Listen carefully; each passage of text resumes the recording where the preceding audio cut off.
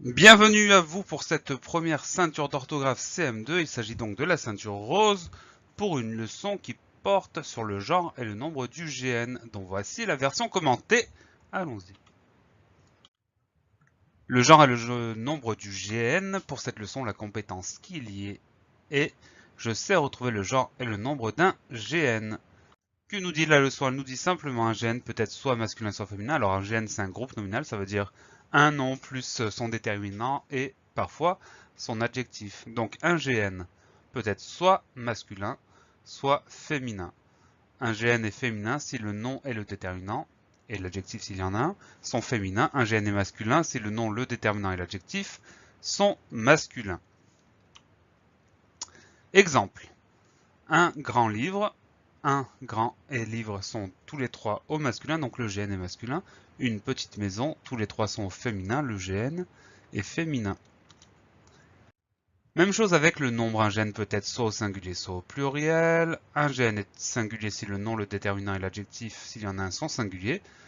Un GN est au pluriel si le nom, le déterminant et l'adjectif sont au pluriel. Par exemple, des animaux féroces, c'est au pluriel. Un chaton mignon, c'est au singulier. Alors comment on fait pour le savoir?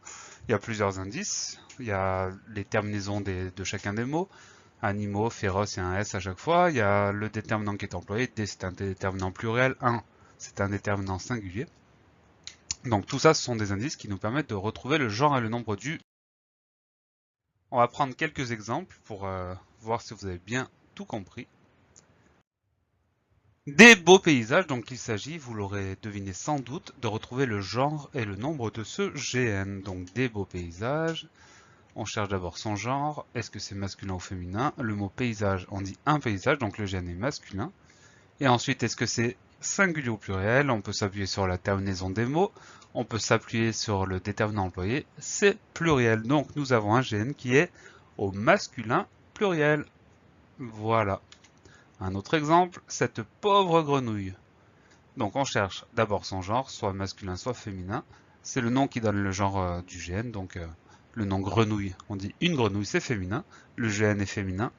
Est-ce que c'est singulier ou pluriel? On regarde les terminaisons des mots, on regarde le déterminant employé, et on constate que c'est singulier. Donc ce GN est féminin singulier, on vérifie.